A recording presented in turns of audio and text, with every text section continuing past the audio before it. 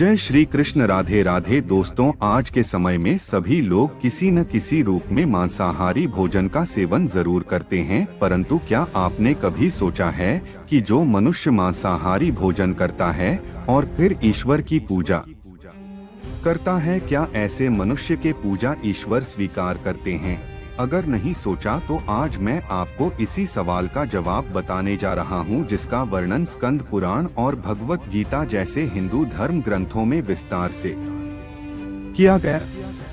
स्कंद पुराण काशी खंड 3 अध्याय में बताया गया है कि जो मनुष्य मांस खाता है उसके जीवन को धिक्कार है। ऐसे मनुष्य को ना तो मृत्यु लोक में सुख मिलता है और ना ही मृत्यु के बाद दूसरे लोक में सुख मिलता है। साथ ही स्कंद पुराण में एक प्रसंग का और वर्णन मिलता है, जिसके अनुसार जब एक बार सभी देवतागण काशी पहुँचे तो उन्होंने देखा कि एक बाघ जैसे हिंसक पशु भी वहां घास खा रहे हैं। इसके अलावा स्कंद पुराण में यह भी बताया गया है कि यदि भूख से किसी प्राणी की मृत्यु होने को हो तो भी उसे मांस नहीं खाना चाहिए। इतना ही नहीं है, स्कंद पुराण के अनुसार भगवान शिव उन लोगों की भक्ति यह पूजा कभी स्वीकार नहीं करते जो लोग मांसमदिरा का सेवन करते हैं। स्कंद पुराण के अलावा वराह पुराण में भी इस बात का वर्णन मिलता है, जिसके अनुसार भगवान विष्णु के वराह अवतार पृथ्वी देवी के पूछने पर कहते हैं कि जो मनुष्य मांस का भक्षण करते हैं, मैं ना तो उसकी पूजा स्वीकार करता हूँ और ना ही उसको अपना भक्त मानता हूँ। साथ ही भगवान विष्णु के वराह अवतार पृथ्वी देवी से यह कहते हैं कि जो मनुष्य मछली या दूसरे पशुओं के मांस का सेवन करता है, मेरे लिए उससे बड़ा अपराधी और कोई भी नहीं। इसके अलावा भगवत गीता में भगवान श्री कृष्ण ने यह भी बताया है कि मनुष्य को क्या खाना चाहिए और क्या नहीं।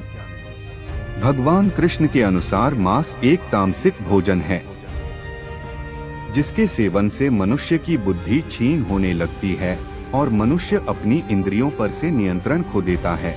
उसके बाद मनुष्य ना चाहते हुए भी कई तरह के अपराधों का भागी बन जाता है, और ऐसा मनुष्य जब मेरी पूजा करता है या मुझे याद करता है तो मैं उसके पास नहीं जाता हूँ।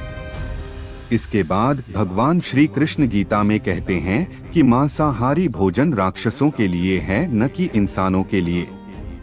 भगवत गीता में भगवान श्री कृष्ण ने आहार को 3 भागों में विभाजित किया गया है, जो कि राजसिक, तामसिक और सात्विक भोजन है।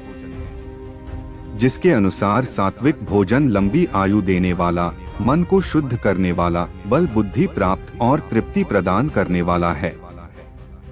हिंदू धर्म में मांस खाना सही है कि नहीं, इसके बारे में कई लोगों को भ्रम है, और इसका मुख्य कारण यह है कि लोगों को धर्मशास्त्र में वर्णित ज्ञान का ना होना।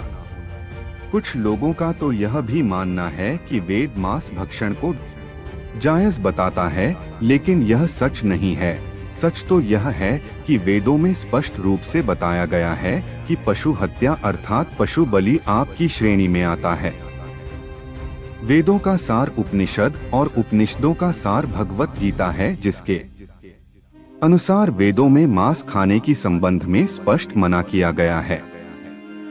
वेदों में बताया गया है कि जो मनुष्य नर, अश्व अथवा अन्य किसी पशु का मांस का सेवन कर उसको अपने शरीर का भाग बनाता है, गौ की हत्या कर अन्य जनों को दूध आदि से वंचित करता है, उससे बड़ा पापी इस सृष्टि में कोई भी नहीं।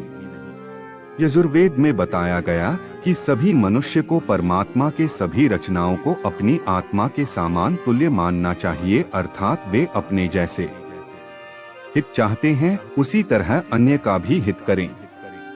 अथर्ववेद में कहा गया कि हे मनुष्य, तुम चावल, दाल, गेहूं आदि खाद्य पदार्थ आहार के रूप में ग्रहण करो, यही तुम्हारे लिए सबसे उत्तम और रमणीय खाद्य पदार्थों का भाग है। तुम किसी भी नर या मादा की कभी हिंसा मत करो। वह लोग जो नर एवं मादा भ्रूण और अंडों के नाश से उपलब्ध हुए मांस को कच्चा या पकाकर खाते हैं, तुम्हें उनका विरोध करना चाहिए। इसके अलावा ऋग्वेद में भी बताया गया है कि गाय जगत की माता है, और उनकी रक्षा में ही समाज की उन्नति है। मनुष्य को उनके समान सभी 4 पैर वाले पशुओं की रक्षा करनी चाहिए।